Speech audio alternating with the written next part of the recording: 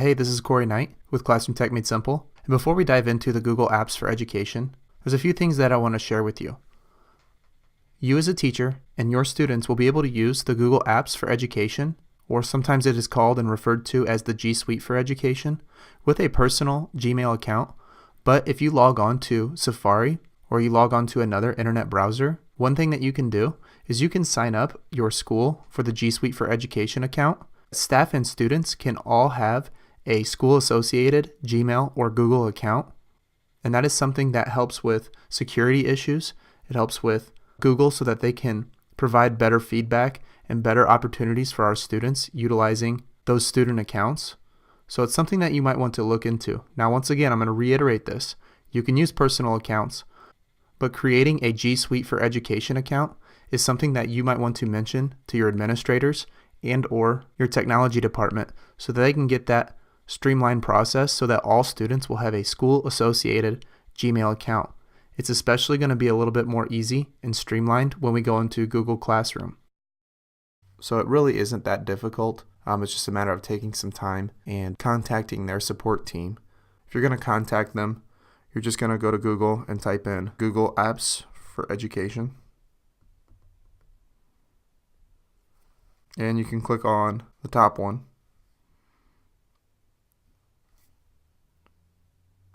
And if you just click the Get Google Products, it will show you exactly how to contact them. And you're going to notice right here, the G Suite for Education. Those are the apps that we're going to be going over today. So these are the ones that they promote for students and teachers to use for education. Now, like I said, your students can still use this with a personal Gmail account if you don't want to go through this process. If you have another learning management system, it's really not that big of a deal. But since everything is kind of moving this way, this is something that you kind of want to look into before developing and using something that is a paid service. Okay, before we get started with Google Docs, I want to show you real quick how you can take all of these apps and you can put them into a folder. So if you just take one of these apps and hold down until the X shows up, if you hit that X, it deletes the app. But then if you just take one of these apps and drag it over the top of it and drop it, it will create a folder. And you can title that folder whatever you'd like. I'm going to title mine Google Apps, and then you hit the home button and you're good to go. So as we go through this, I'm going to keep on adding Google Apps to this folder. So let's go ahead and open up Google Docs.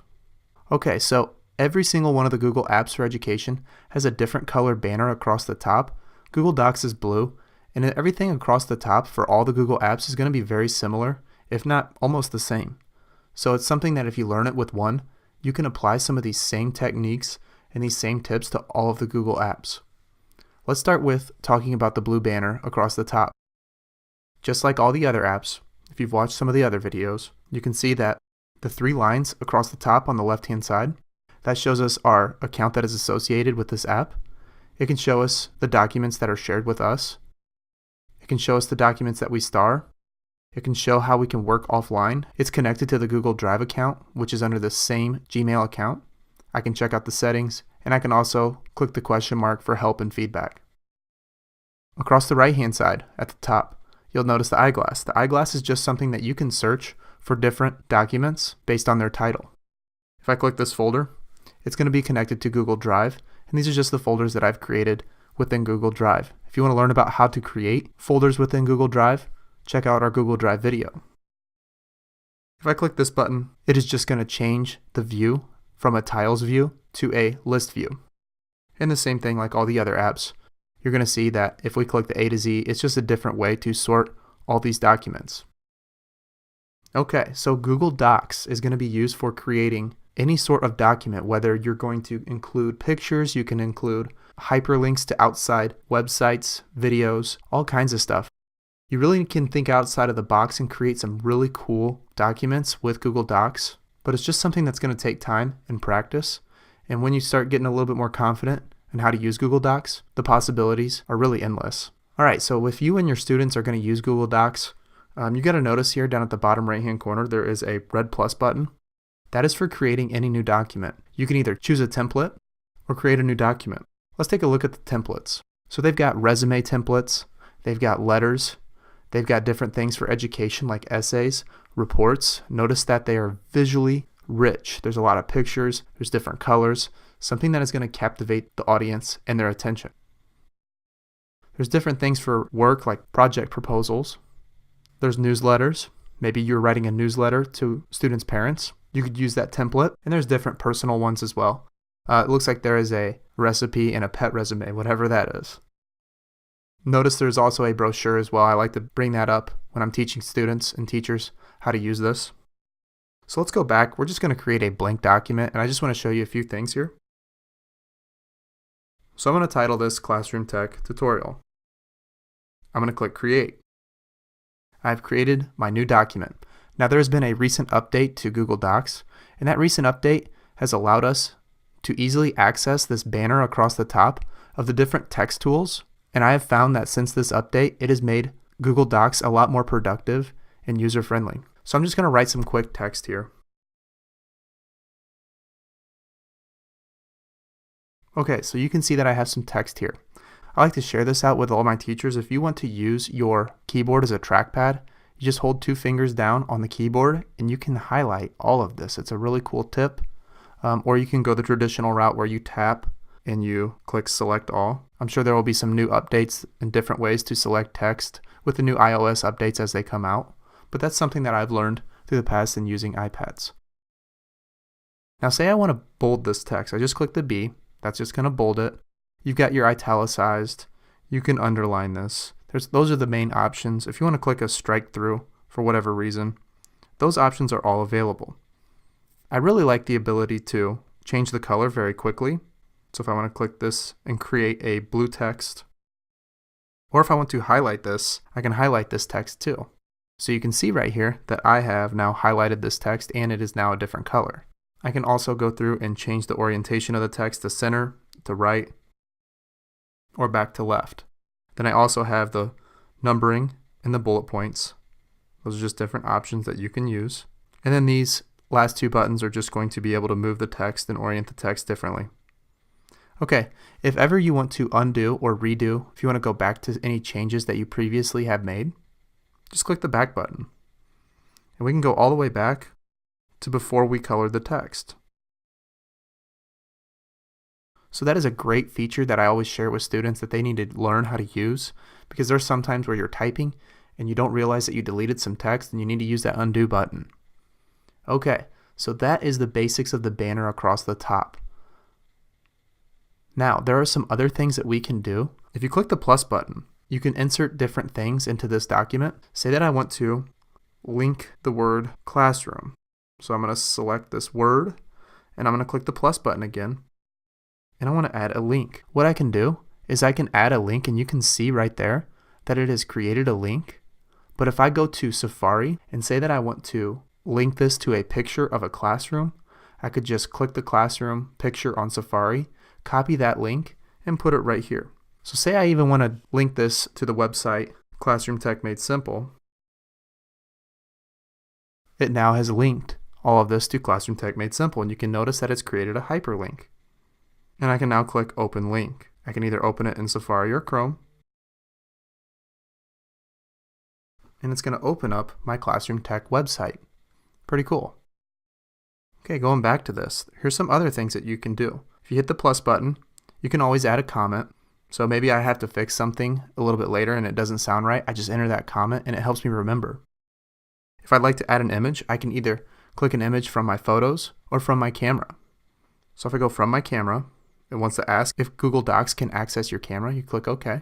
If I want to take a picture directly from my iPad, hit the cancel button. Maybe I want to add a photo that I already have saved. So I click from photos, click OK for it to access. And maybe I want to add this picture of an American flag like what we did with Google Slides. Okay, so I have this picture here that I added to this text. You'll learn a little bit later in Google Slides, but I'm going to show you how to edit some of this. So I double click this picture and I'm going to click this button and it allows me to either replace it. I can move this over or move it back. I can obviously go across this banner across the top. I can cut, copy, paste, add comment, insert a link. What that means is I can directly hyperlink this picture to a website if I'd like. So that's something that we can do with Google Docs. It's just something to make the text a little bit more visually friendly. Now in Google Slides, when you use that for making slideshows, there's more features available to where you can edit these pictures. It's a little bit more limited with Google Docs, basically because this is for creating documents rather than slideshows. Okay, back to the plus button. Say you want to add a table. You could just add how many columns and how many rows that you want to add, and you just click Insert Table. So maybe you want to create some sort of table. Now notice it deleted that picture. It's because it was highlighted. I can change the size of this. There's all kinds of options with tables because sometimes it's good to add tables into our documents. So that's something that you can add as well. If I hit the plus button again, I can create a horizontal line if I want, and there's just these different options here that I can do. So if I go to this A with the 4 lines next to it, most of the text tools are going to be located right here, and it's the same ones that you're going to be utilizing that's across the banner across the top. You can change the text size here. That is something a little bit different there in the font. Also, you can add these different exponents or subscripts and superscripts. It's whatever you want to add to this document. If you click the paragraph button, you can change the line spacing. You can change different features. That is normal with any sort of document creation app or online tool. Okay, so that is the basics of Google Docs. If you click these 3 lines here, that is just going to give you the options. It'll show you print layout, document layout. It's going to give you the word count. You can go to the page setup. I always like to check off that it is available offline, so it allows me to edit this text if I'm not connected to the internet, and then the next time I'm connected to the internet, it will make those updates and changes and then save them in Google Drive. So one of the biggest questions that I always get is, how do I actually take this document and I can share or export it and create it into a traditional Word document that we're so used to using? So if you just click this share and export button, you can see that I can either add people, that is so that I can share this out with other people, and we'll go over that here in a minute. I can send a copy, or I can just print this, and I really like the function to where I can save it as a Word doc or a docx file, and that is a traditional Word document. So I'm going to click Save as a Word doc. So I click Save as Word doc, and you can see that it has uploaded that into my documents. So let's go back here and take a look at that real quick. You see at the top here, it says Classroom Tech Tutorial docx. That is just a different file. So I can open that up, and that is just in the Word doc form. But I still have the original file that we've created. Whenever you want to share or export into a Word doc, it's as simple as that. Remember, you can always access all your documents from a desktop just by doing a Google search for Google Drive or a Google search for Google Docs. Okay, so I'm going to click this check mark so that the keyboard goes away. Notice this little person with a plus button right next to it. This is so I can add people to see this. I can add them so that they can edit this, and I can add them so that they can view this. So maybe you want 2 students to collaborate together and work on a project together. All you need is those 2 students, or even more, their email addresses. You enter them right here, and then you go to this pencil and you either check mark the edit button, comment, or view. That will allow students to either be able to edit, comment, or view that document that you share. At the bottom here, it will show you who has access. The C, that stands for Classroom Tech because that's the account that I'm using. If you'd like to add a message to this, maybe this is for a science project or a social studies project, you could add that message and tell students what to do. Maybe you're going to share it out with all of your students. There are all kinds of options with the collaborative tool available through all the Google apps. It's something that you can also add for comments. So if you want to have a peer edit session, you could have them share it with each other. They can comment on each other's documents.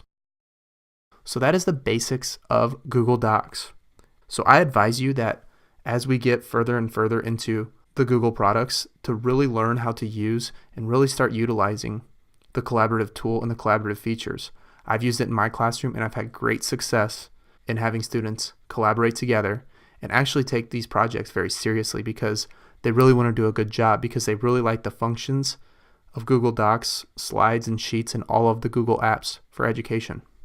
This is the easiest and most simple document creation tool that I have found. Learn how to utilize different parts of Google Docs from this tutorial before you start assigning it to your students. It's going to help when you want to answer questions that students may have. If you have any questions, feel free to contact me at Corey at classroomtechmadesimple.com. We'll see you guys next video.